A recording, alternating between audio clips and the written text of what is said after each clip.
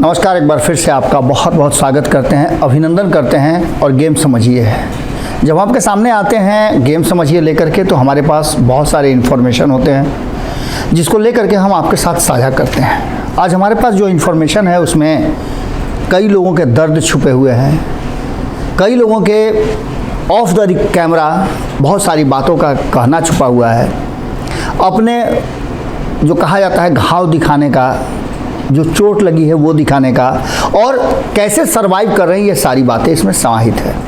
लेकिन सबसे बड़ी बात है कि क्या कोई भी समझौता एक दूसरे पर आरोप प्रत्यारोप लगा करके या फिर एक दूसरे से डर करके लंबी चल सकती है? किसी भी दोस्ती का एक फार्मूला होता है कि बराबरी में दोस्ती होती है, लेकिन यहाँ चीज़ें बहुत बदली हुई है। नीतीश कुमार आंकड़ों से कमज़ोर हैं, लेकिन सरकार में सबसे मजबूत है। ये दोनों ही मोर्चे पर नीतीश कुमार डोमिनेट कर रहे हैं, और नीतीश कुमार डोमिनेट सिर्फ यहाँ नहीं कर रहे हैं, इसके पहले भी जहाँ थे वहाँ भी डोमिनेट करते थे। यही कारण है कि वहाँ से उनको वापस आना पड़ा। अब वो पिछले 1 साल से तेजस्वी यादव के साथ हैं, और शुरुआती क्षण में जो कुछ भी हुआ हमने आपको सिलसिलेवार ढंग से बताया है। लेकिन अब जो चर्चाएं हो गई हैं बिहार की राजनीति में, उसमें राष्ट्रीय जनता दल के नेताओं से बात करें, किसी अन्य दल के नेता से बात करें, और या फिर आप जदयू में भी भीतर घुस करके अगर लोगों से बात करेंगे तो एक ही बात कह रहे हैं कि क्या भ्रष्टाचार और गड़बड़ी सिर्फ राष्ट्रीय जनता दल के लोग करते हैं, किसी और दल के लोग इस तरह का काम नहीं करते हैं, या फिर गड़बड़ी सिर्फ भारतीय जनता पार्टी के लोग करते हैं, क्या जदयू के लोग नहीं करते हैं? संपादक नमन मिश्रा जी ने बड़ा बढ़िया बात कहा था। जब उनके साथ मैं पंचनामा कर रहा था तो उन्होंने कहा था कि चूंकि 17-18 साल से नीतीश कुमार के शासन में रहने से जदयू के लोग तो कांस्टेंट है, बदलते तो दूसरे खेमे से मंत्री हैं। तो जो लोग नीतीश कुमार के खेमे में हैं वो लोग पूरे सिस्टम को समझ गए हैं, और उसी सिस्टम के तहत वो चलते भी हैं। और नीतीश कुमार के साथ एक और बात है कि अपने लोगों को आखिर आइडेंटिफाई करके बाहर कैसे करेंगे। अब मेवालाल की बात मत कीजिएगा, वो पहले से भ्रष्टाचार में लिप्त थे, इसलिए उन्हें इस्तीफा देना पड़ा था।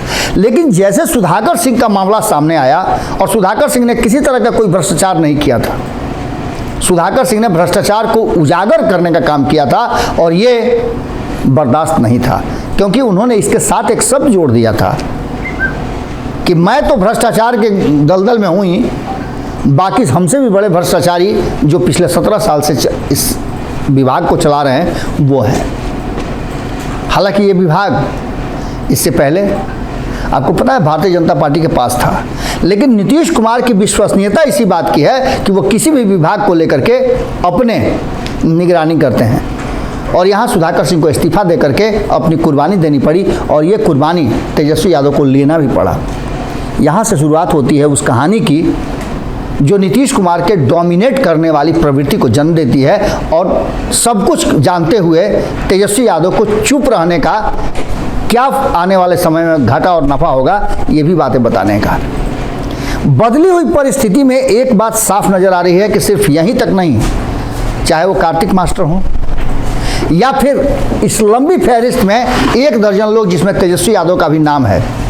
हमने आपको पहले ही बताया था कि तेजस्वी यादव के विभाग में, स्वास्थ्य विभाग में कई, 1-2 नहीं, उसमें कई ऐसे अनियमितताओं को पकड़ा गया है। और इतना ही नहीं, ट्रांसफ़र पोस्टिंग में बड़ी अनियमितता की बात कहते हुए उस पर जांच कमेटी भी बैठा दी गई है, लेकिन इसकी चर्चा कम है। बनिस्पत आप चंद्रशेखर के विभाग की बात कर लें, जहाँ ज़बरदस्त चल रहा है। कहने वाले तो यहाँ तक कह रहे हैं कि नीतीश कुमार ने, जो शिक्षकों ने हंगामा किया है, नीतीश कुमार को बदनाम करने का जो प्रयास किया था, उसका बदला ले रहे हैं। खैर ये बातें अलग हो सकती हैं, चर्चा में कही जा सकती हैं, लेकिन वास्तविकता ये है कि शिक्षा व्यवस्था बहुत ही ज़्यादा निम्न स्तरीय हो गया है, जिसे दुरुस्त करना बहुत ज़रूरी है। इन सारी बातों को अगर एक तरफ उठा के आप रख देते हैं तो फिर मामला आता है आलोक मेहता तक। आलोक मेहता के मामले में भी तेजस्वी यादव की चुप्पी, इसके अलावा भी कई ऐसे नाम हैं जो लगातार कहीं ना कहीं नीतीश कुमार के कोप का भाजन बन रहे हैं और तेजस्वी यादव ये सब कुछ बर्दाश्त करने के लिए मजबूर हैं।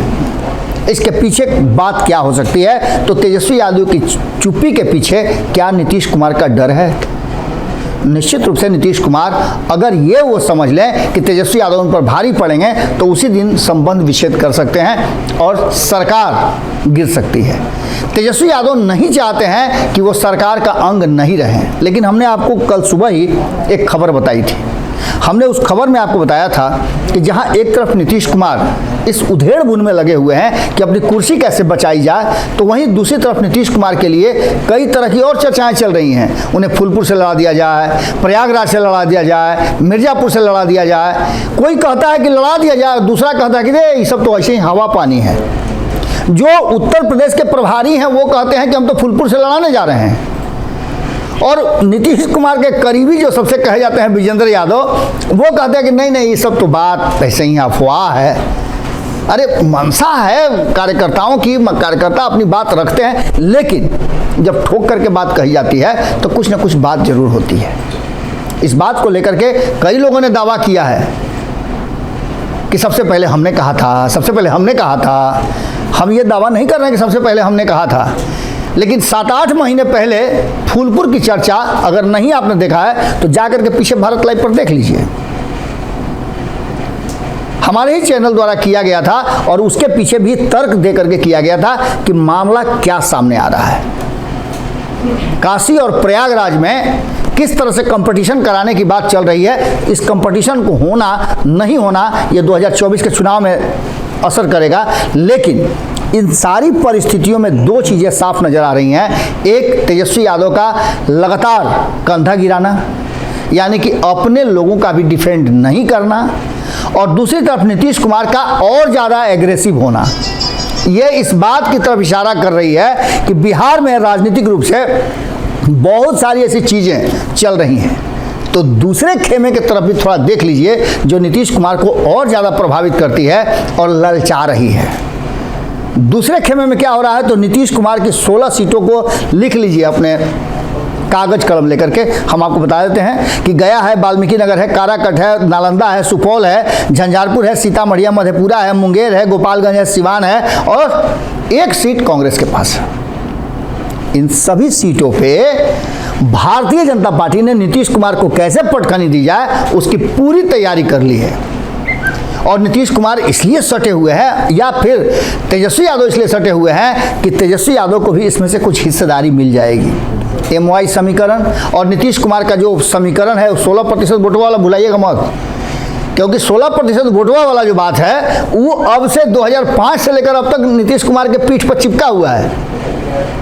अगर वो इस बार भी आ जाता है तो मामला निश्चित रूप से नीतीश कुमार के पक्ष में जाता हुआ दिखाई दे रहा है, लेकिन ये होना बड़ी टेढ़ी खीर है, क्योंकि ये जितने भी लोग नजर आ रहे हैं वो साफ दिखा रहा है, साफ बता रहा है। जिस तरह से ललन सिंह ने कल सदन में घेरा है अमित शाह को, उसे देख करके साफ लगता है कि अब ये लड़ाई अगले स्टेप तक जाएगी। हालांकि ये दो बातें हैं। पहला तो ये कि दोनों खेमे में दो लोग हैं, यानी दो उधर भी हैं, दो इधर भी हैं। वहाँ पर गेम एग्रेसिव और फिर ठंडापन से दो लोग कर रहे हैं। अमित शाह एग्रेसिव राजनीति कर रहे हैं, तो वहीं जो हमारे प्रधानमंत्री हैं नरेंद्र मोदी, उन्होंने सॉफ्ट राजनीति शुरू की है। लोगों को बुलाते हैं, पुल्हाते हैं, और पुल्हा करके वो चीज़ों को पूछ रहे हैं, आगे 2024 की तैयारी कर रहे हैं। तो यहाँ नीतीश कुमार और ललन सिंह में भी इसी तरह की बात है। जो हमारी जानकारी है और जिस जानकारी के अनुसार ललन सिंह जो वर्तमान परिस्थितियाँ बनी हैं जनता दल यूनाइटेड के भीतर, उससे काफ़ी नाराज़ हैं, और उसी नाराज़गी का कारण है कि उन्होंने हथियार डाल दिया है कि नीतीश कुमार को जैसे जो करना है वो करें, वो उनके साथ खड़े हैं। अब ये सारी बात एक जगह उठा करके आप रख दीजिएगा तो आपको एक ही चीज़ नज़र आएगा कि दो बातें कहीं ना कहीं तेजस्वी यादव को परेशान कर रही हैं। पहली तो ये कि नीतीश कुमार अगर भारतीय जनता पार्टी को मुख्यमंत्री की कुर्सी दे देंगे तो तेजस्वी यादव के लिए बड़ा मुश्किल होगा, क्योंकि लड़ाई उनकी सीधे हो जाएगी भारतीय जनता पार्टी से।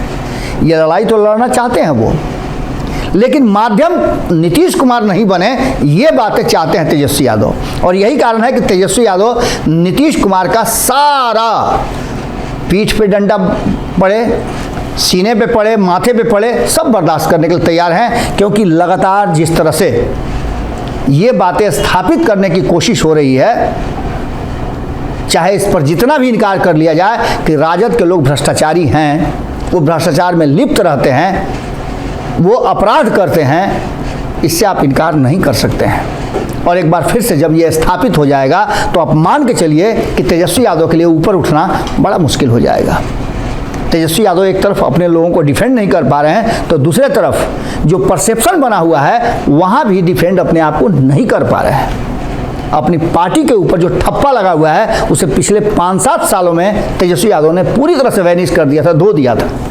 आपको याद होगा, भूमिहार समाज के लोग, सवर्ण समाज के लोग तेजस्वी यादव के मंच पे खड़ा होकर के उन्हें जिताने की बात कर रहे थे जब A to Z की बात थी। लेकिन इस रास्ते से तेजस्वी यादव को धीरे धीरे करके हटाया जा रहा है और तेजस्वी यादव इस पर अपने आप को रोक नहीं पा रहे हैं। ये निश्चित रूप से अलार्म का समय है तेजस्वी यादव के लिए। जो मुख्यमंत्री का कैंडिडेट था वो नीतीश कुमार के पीछे कदम से कदम मिला करके चलने के बजाय उनका झोला ढो रहा है, और वो भी इस तरह से कि झोला जैसे पकड़ता है तो 4 बात उसकी कह दी जाती है कि तुमको पकड़ने तो आता नहीं है, इस झोला में कुछ था, तुम कहाँ गिरा दिए। इसका सीधा मतलब है कि आने वाले समय में अगर नीतीश कुमार और तेजस्वी यादव की ये दोस्ती इसी तरह से चलती रही तो इसका फायदा और घाटा निश्चित रूप से झेलना पड़ेगा तेजस्वी यादव को। आज गेम समझिए हम आपसे यहीं विदा लेते हैं, बाकी की खबरें बदस्तूर जारी रहेगी। बहुत बहुत धन्यवाद, नमस्कार। अगर ये वीडियो पसंद आई और वह बिहार के राजनीति और बिहारियत से सरोकार रखेनी तो सब्सक्राइब बटन दबा के चैनल के सब्सक्राइब कर ली। ओजे एगो घंटी बा, ओकरा बटन दबा देला से कुल सटीक और मारक खबर रुआ मुफ्त में मिल जाई। अगर रुआ पत्रकारिता के हमनी के नया प्रयोग में सहयोग कर चाहतानी तो ज्वाइन बटन दबा दी। पेटीएम नंबर नोट कर ली 9386816700। धन्यवाद।